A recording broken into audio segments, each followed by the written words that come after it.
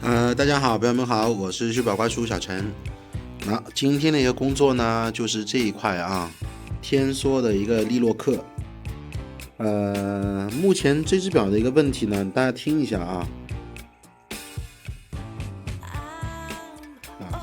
没有办法手动上链，机芯也是处于停摆的一个状态啊。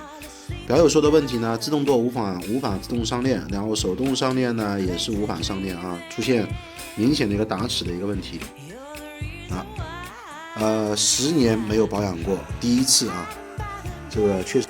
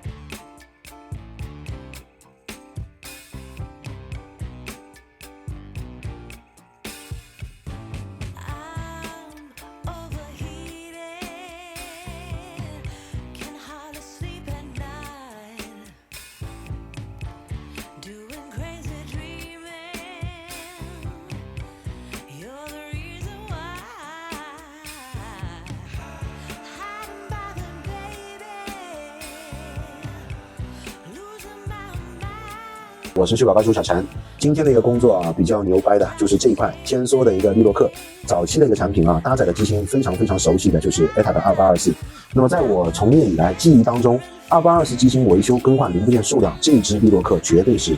No.1， 没有之一，它就是 No.1 的存在。因为这一块2824机芯，它的一个整体的一个工况，从视频当中大家应该能看到，已经是完全超